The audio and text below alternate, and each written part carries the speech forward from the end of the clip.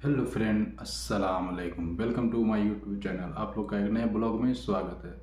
अभी हम आप लोग जा रहे हैं देखने के लिए ध्रुव राठी का ताजमहल के बारे में कुछ फैक्ट और उस 22 कमरे का जो अभी रहस्यमय है उसके बारे में कुछ जानकारी लेंगे। आप लोग वीडियो में बने रहिए। वीडियो हमारा अच्छा लगे तो वीडियो को लाइक शेयर और हमारे चैनल को सब्सक्राइब जरूर करिएगा। चलो अभी शुरू करते हैं। नमस्कार दोस्तों, क्या है रहस्य ताजमहल का? आखिर क्या छिपा है ताजमहल के उन 22 बंद दरवाजों के पीछे? कुछ लोगों का कहना है कि उनके पीछे हिंदू भगवानों की मूर्तियां हैं। दूसरी तरफ कुछ लोग कहते हैं कि उनके पीछे आपको मिलेंगे अच्छे दिन। पहले दरवाजे के पीछे सस्ता पेट्रोल डीजल, दूसरे दरवाजे के पीछे एम्प्लॉयमेंट अपॉर्चुनिटीज। कुछ लोग तो ये तक कहते हैं कि ताजमहल एक्चुअली में एक शिव मंदिर है जिसका असली नाम है तेजो महाल्य। एक थ्योरी के अनुसार मुगल बादशाह शाहजहां ने इसे नहीं बनाया था, बल्कि इसे बनाया गया था राजा परमारदी देव के द्वारा 13th सेंचुरी में। उसके बाद ये पास डाउन हुआ राजा मानसिंह को, और शाहजहां ने एक्चुअली में ताजमहल को खरीदा उनके पोते राजा जय सिंह से। ऐसी ही एक और पॉपुलर थ्योरी ताजमहल के बारे में बताई जाती है कि एक्चुअली में शाहजहां ने 20,000 लेबरर्स के हाथ कटवा दिए थे ताजमहल बनाने के बाद, ताकि वो जो वर्कर्स हैं जिन्होंने ताजमहल को बनाया वो कोई भी ऐसा इतना सुंदर मॉन्यूमेंट ना बना पाए। अब एक थ्योरी के अनुसार तेजो महाल्य बना था 13th सेंचुरी में, दूसरी के अनुसार शाहजहां ने अपने वर्कर्स के हाथ कटवाए थे 17th सेंचुरी में, 450 साल बाद। तो ऐसा तो हो नहीं सकता कि ये दोनों चीजें सच हो। इसलिए आज के वीडियो में आइए सच जानने की कोशिश करते हैं दोस्तों। क्या है इतिहास ताजमहल का? इन अलग अलग थ्योरीज में कितनी सच्चाई है और क्या छिपा है ताजमहल के उन बंद 22 दरवाजों के पीछे? दुनिया का 7वां अजूबा, प्यार की निशानी। कहा जाता है कि इतिहास तथ्यों पर आधारित होता है, ना कि भावनाओं पर। कैसा इतिहास, कहाँ का इतिहास, कौन सा इतिहास? याचिकाकर्ता की मांग है कि ताजमहल में मौजूद 20 बंद कमरों को खोला जाए। And the judges have slapped the Taj Mahal petitioner. दोस्तों, ताजमहल की असली और एक्चुअल हिस्ट्री समझते हैं पहले। शाहजहां और मुमताज क्या थे इनके असली नाम? शाहजहां का जन्म हुआ था 5 जनवरी 1592 को। इनका असली नाम था खुर्राम। शाहजहां जो रॉयल नाम था इनका, ये बाद में ही दिया गया इन्हें। इसका मतलब होता है king of the world, Shahjahan. इनके फादर थे जहांगीर और इनकी मदर थी जगत गोसेन, जो कि जहांगीर की चीफ क्वीन थी। दूसरी तरफ मुमताज महल का जन्म हुआ था साल 1593 में। मुमताज महल भी जो नाम था वो एक्चुअली में इनकी शादी के बाद ही दिया गया था इन्हें। इनका असली नाम था अर्जुमंद बानू बेगम। तो खुर्राम और मुमताज की एंगेजमेंट हुई थी साल 1607 में और फाइनली शादी हुई साल 1612 में। शाहजहां की और भी बीवियां थी, जैसे कि कंदाहरी महल और अकबराबादी महल, लेकिन कोर्ट हिस्टोरियंस के अकॉर्डिंग एक्चुअली में जो मैरिजेस थी ये पॉलिटिकल अलायंसेस के तौर पर हुई थी। बहुत से अलग अलग हिस्टोरिकल अकाउंट्स हमें बताते हैं कि शाहजहां की जो रिलेशनशिप थी बाकी और बीवियों के साथ, वो सिर्फ एक कहने के लिए मैरिज थी, पॉलिटिकल अलायंसेस बनाए रखने के लिए शादियां करी गई थी। एक्चुअली में शाहजहां के अंदर जो डीप अफेक्शन थी, जो उनके अंदर प्यार था, वो मुमताज के लिए कहीं ज्यादा था उनकी और बीवियों के कंपैरिजन। यही रीजन था कि उन्हें और फेवर्स दिए गए, जैसे कि मलिका ए जहां यानी क्वीन ऑफ द वर्ल्ड। उनका जो पैलेस था, खास महल, कहा जाता है कि उसे प्योर गोल्ड और प्रेशियस स्टोन से डेकोरेट किया जाता था। हिस्टोरिकल रिकॉर्ड्स के अकॉर्डिंग मुमताज का काफी इंटरेस्ट था एडमिनिस्ट्रेशन में भी। तो शाहजहां जहां भी जाते थे डिप्लोमेटिक नेगोशिएशंस के लिए या कभी लड़ाई के लिए, मुमताज हमेशा उनके साथ जाती थी। एक तरफ जहां शाहजहां का एग्जैक्टली एक बच्चा हुआ, उनकी बाकी सारी बीवियों के साथ मुमताज महल के साथ उनके 14 बच्चे हुए। आधे बच्चे तो चाइल्ड बर्थ के दौरान ही मारे गए। ये चीज आम बात होती थी उन जमानों में, हेल्थ केयर सिस्टम इतना अच्छा नहीं होता। अनफॉर्चुनेटली मुमताज की डेथ हो गई जब वो अपने 14वें बच्चे को जन्म देने लग रही थी। ये बात है एग्जैक्टली 17 जून 1631 की। कहा जाता है कि एक्चुअली में कॉज ऑफ डेथ थी postpartum haemorrhage, loss of blood. उनकी डेथ के बाद शाहजहां एक्चुअली में भारी गम में डूब गए।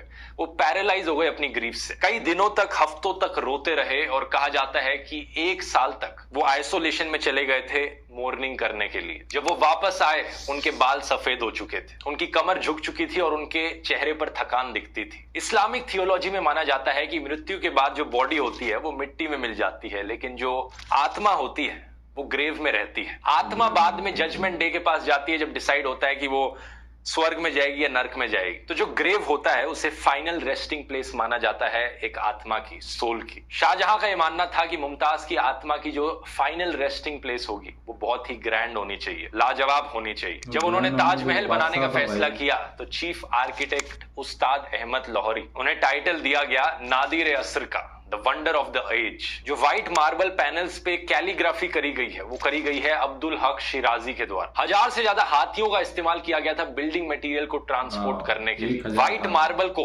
राजस्थान से लाया गया, जैस्पर को पंजाब से, जेड और क्रिस्टल को चाइना से, टर्कोइस को तिब्बत से, सफायर को श्रीलंका से और कार्नेलियन को अरेबिया से। ताजमहल के अंदर जो इतनी अलग अलग चीजें हैं, मटेरियल्स हैं, दुनिया के कोनों कोनों से आए हैं। टोटल में ताजमहल को बनाने में 22 साल का समय लगा इसकी कंस्ट्रक्शन और डेकोरेशन में। अप्रोक्सीमेटली 22,000 मजदूरों ने इस पर हर दिन काम किया इन 22 सालों तक। दोस्तों वैसे तो ताजमहल की कंट्रोवर्सीज का इतिहास काफी लंबा रहा है, लेकिन अपनी कहानी की शुरुआत करते हैं सबसे रीसेंट कंट्रोवर्सी से।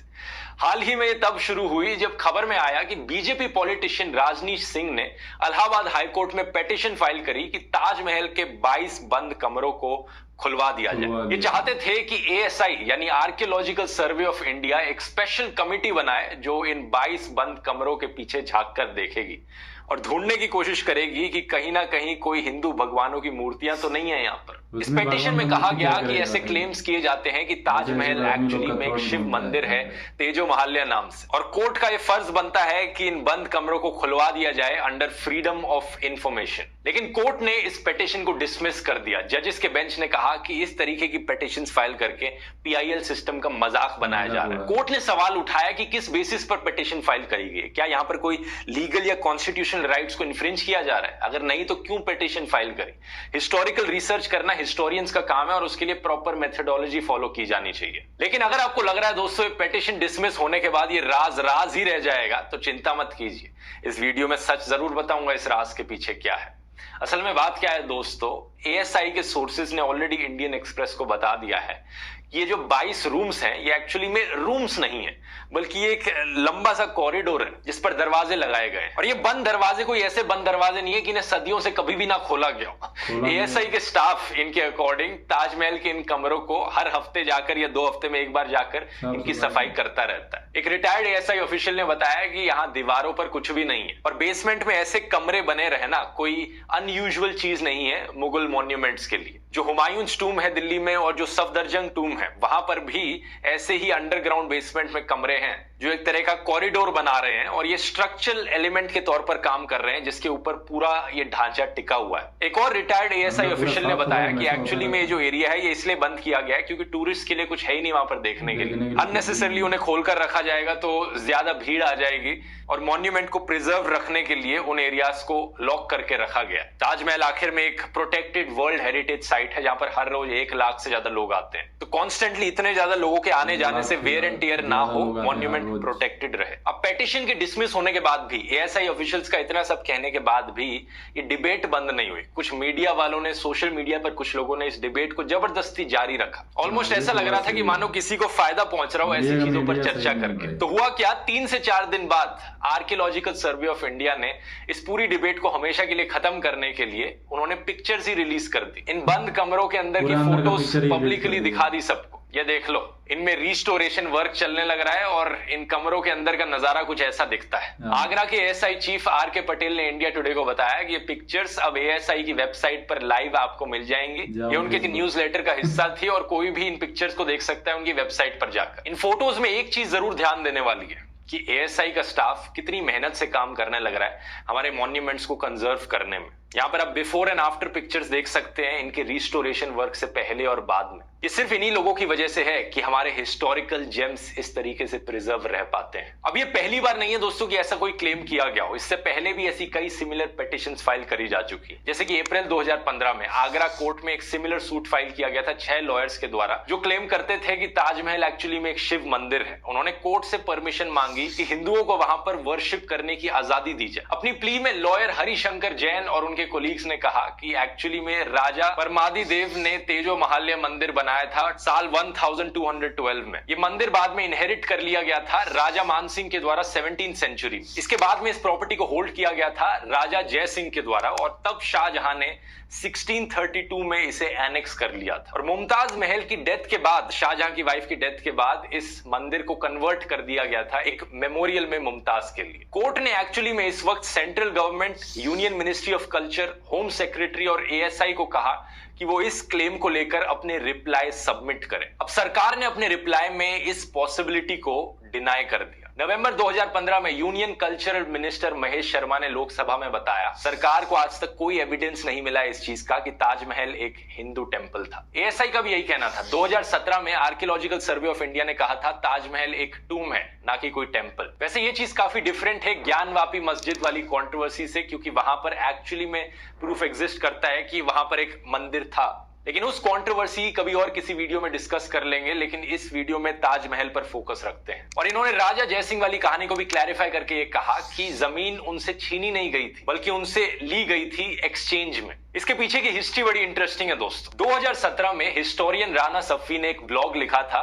डेलियो प्लेटफॉर्म पर। ये इंडिया टुडे ग्रुप का एक ब्लॉगिंग प्लेटफॉर्म है। इसमें इन्होंने बताया कि मुगलों को एक्चुअली में काफी शौक था हिस्ट्री का एक रिकॉर्ड रखने का। कई मुगल महाराजा तो खुद ही अपनी ऑटोबायोग्राफीज लिखते थे, अपनी डायरीज लिखते थे, जैसे कि जहांगीर ने जहांगीरनामा लिखी थी। इसके अलावा वो ऑफिशियल हिस्ट्री को कोर्ट हिस्टोरियंस के द्वारा भी लिखवाते थे। फॉर एग्जाम्पल अकबर के टाइम में अबुल फाजिल ने हिस्ट्री का रिकॉर्ड रखा था। इसके अलावा तीसरा और हिस्ट्री के अकाउंट्स होते थे जो और लोगों ने लिखे होते थे जो उस समय में रह रहे होते थे। इन्हें कंटेम्प्रेरी अकाउंट्स कहा जा सकता है। इन कंटेम्प्रेरी टेक्स्ट को W.A. बेगली और Z.A. देसाई ने अपनी किताब ताजमहल एन इल्यूमिनेटेड टूम में कंपाइल किया था। उस जमाने के इन अलग अलग सोर्सेस को अगर कंपाइल करके साथ में देखा जाए तो हमें ताजमहल की हिस्ट्री के बारे में बहुत डिटेल में पता चलता है। ताजमहल एक्चुअली में कैसे बना था, क्या होता था उस जमाने में, इन सबको बहुत ही अच्छी तरीके से डॉक्यूमेंट किया गया है। राजा जय सिंह के एक्चुअली में काफी फ्रेंडली रिलेशंस थे शाहजहां से। हमें पता चलता है कि राजा जय सिंह एक्चुअली में उसी जगह पर रहते थे जहां पर ताजमहल बना था। उस जगह को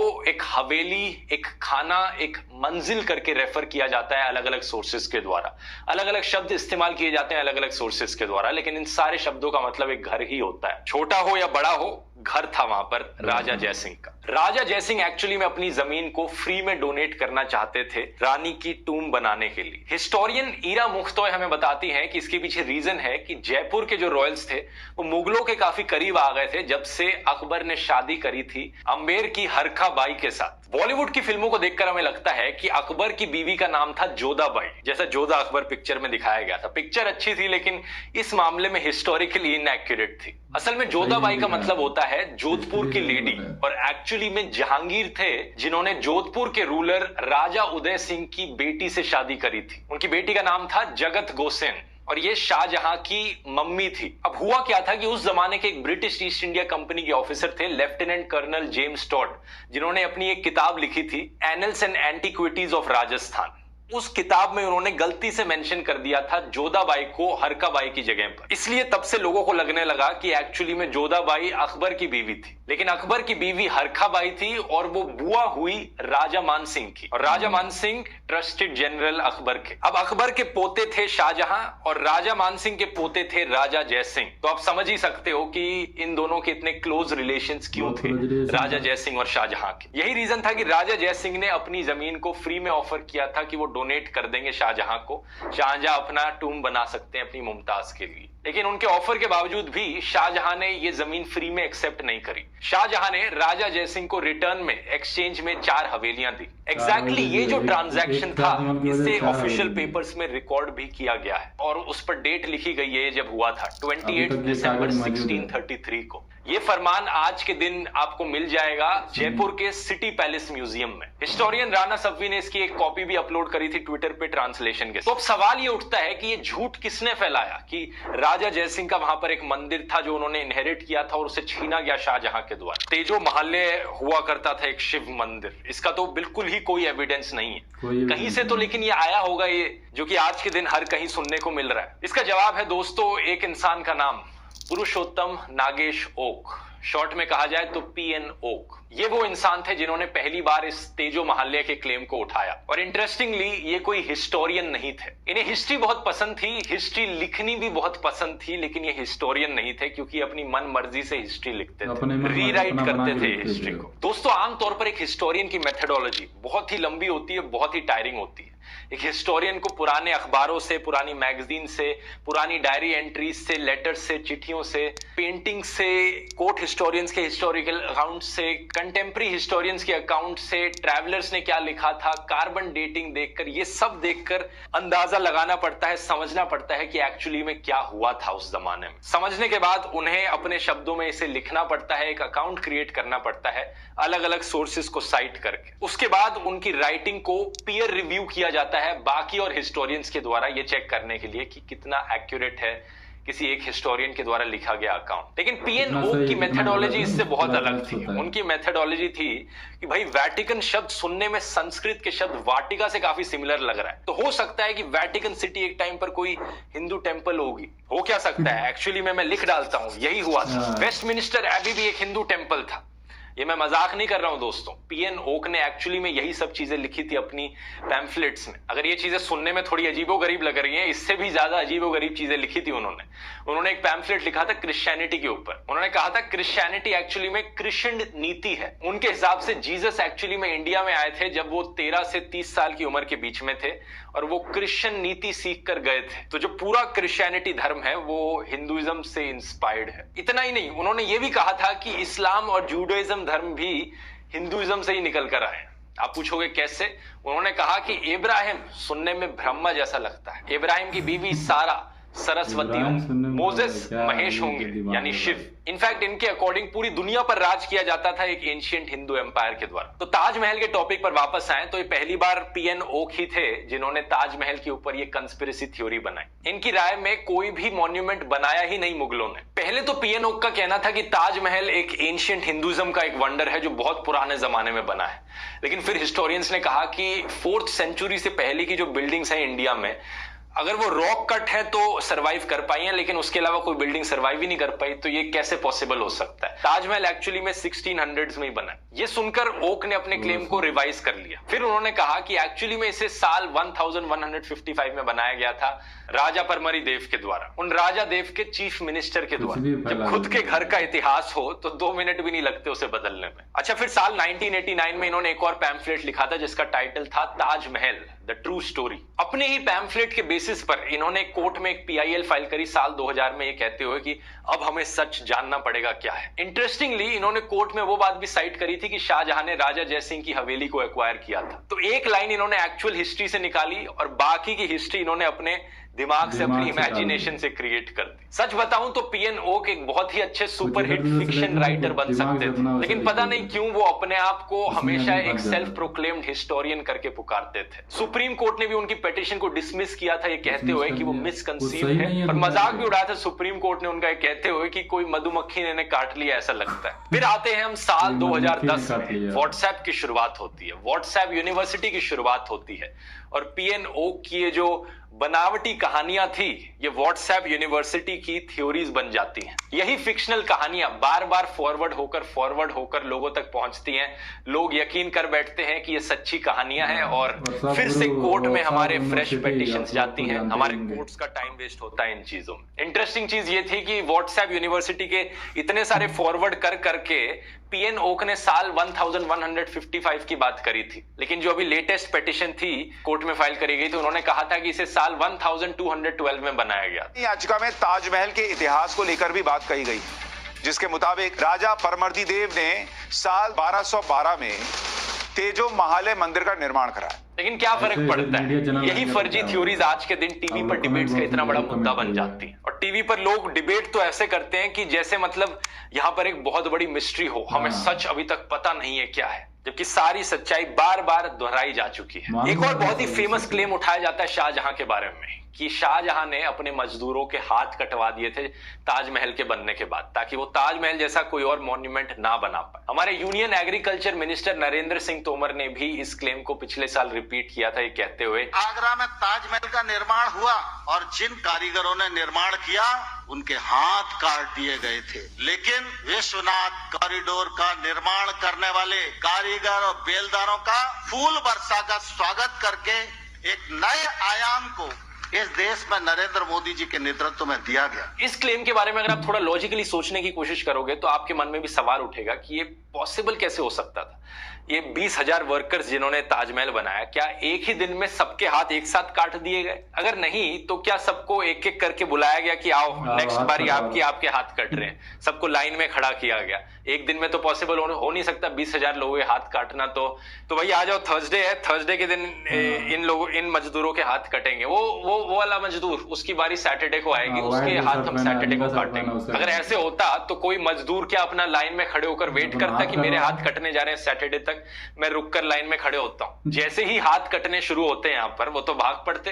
अब ऑब्वियसली अगर हिस्टोरिकली देखा जाए तो इस चीज का जीरो एविडेंस है कि ये चीज सच थी। अगर ये चीज सच होती तो आर्कियोलॉजिकली हमें स्केलेटन्स मिलते हाथों के कहीं ना कहीं, किसी ना किसी एक किताब में तो इसका मेंशन किया जाता, किसी ना किसी कोर्ट हिस्टोरियंस के द्वारा तो इसका मेंशन किया जाता। कई ट्रैवलर्स आए थे वहां पर उस जमाने में घूमने, फॉरेन के, वो अपनी किताबें लिखते थे, किसी ना किसी एक किताब में तो कहीं ना कहीं तो कुछ मेंशन होता, लेकिन कुछ भी मेंशन नहीं। इनफैक्ट एविडेंस जो है हमारे पास वो इसका बिल्कुल उल्टा है। शाहजहां ने एक बड़ी सेटलमेंट बनाई थी ताजगंज करके, जो कि आज के दिन तक एग्जिस्ट करती है। हजारों मेसन्स, आर्टिसंस और अलग अलग मजदूर वहां पर असेंबल हुए थे एम्पायर के अलग अलग हिस्सों से, साथ में मिलकर काम करने के लिए। उन मजदूरों के जो डिसेंडेंट्स हुए, आने वाली पीढ़ियां हुई, वो भी आज के दिन तक उसी जगह पर काम करती हैं और अपनी फोरफादर्स की स्किल को प्रैक्टिस करती हैं। एक्चुअली में हुआ क्या था कि ताजमहल बनाने के बाद शाहजहां के मजदूरों ने एक पूरा का पूरा नया इंपीरियल शहर बनाया जिसका नाम था शाहजहानाबाद, यानी दिल्ली। तो थोड़ा लॉजिकली सोचकर देखो, ताजमहल, रेड फोर्ट, जामा मस्जिद, ये सब अराउंड द सेम टाइम बने हैं। अगर उन मजदूरों के हाथ काट दिए जाते तो ये सब इतनी बड़ी बड़ी चीजें फिर से कैसे बना पाते? शाहजहां के पीरियड को एक्चुअली में माना जाता है मुगल आर्किटेक्चर का गोल्डन पीरियड, और ये तभी पॉसिबल हो पाया जब शाहजहां ने अपने मजदूरों को आदर दिया। आज के दिन बहुत से लोगों के लिए ताजमहल एक सिंबल ऑफ लव है। शकील जैसे पोएट्स ने इसके बारे में लिखा है, कहते हुए, एक शहंशाह ने बनवा के हंसी ताजमहल, सारी दुनिया को मोहब्बत की निशानी दी है। दूसरी तरफ लेजेंडरी पोएट्स जैसे कि सहीर लुधियानवी ने लिखा है, एक शहंशाह ने दौलत का सहारा लेकर हम गरीबों की मोहब्बत का उड़ाया है मजाक। बात इनमें से कोई भी सच हो, लेकिन आज के दिन ये डिनाई नहीं किया जा सकता कि ताजमहल एक आर्किटेक्चर मार्वल है, दुनिया का one of the official 7 wonders of world है और एक यूनेस्को वर्ल्ड हेरिटेज साइट है। इंडिया की one of the most popular tourist attractions, जिसको देखने के लिए दुनिया भर से लोग इंडिया आते हैं। इसमें ना प्राउड होने की कोई बात ही नहीं है, सही मायनों में ये एक इंडिया की शान है। वीडियो इन्फॉर्मेटिव लगा, बाकी और हिस्ट्री वीडियोस भी आप इस प्लेलिस्ट में देख सकते हैं। और अगली बार अगर आप किसी को सुने अपने व्हाट्सएप ग्रुप में, अपने फैमिली मेंबर्स में, अपने दोस्तों में ताजमहल के बारे में झूठी अफवाहें फैलाते हुए, तो ये वीडियो जरूर उनके साथ शेयर करना। बहुत बहुत धन्यवाद। हेलो फ्रेंड, अभी हम देख रहे थे ताजमहल के कुछ बारे में, कुछ फैक्ट, असली बात जो हम लोग नहीं जान पाते हैं। तो ध्रुव राठी सर के वीडियो से हम लोग कुछ सीखे, कुछ समझे। आप लोग को वीडियो अच्छा लगे तो वीडियो को हमारे लाइक, शेयर और हमारे चैनल को सब्सक्राइब जरूर करिएगा। मिलते हैं आपसे नेक्स्ट कोई रिएक्शन वीडियो में, तब तक के लिए बाय।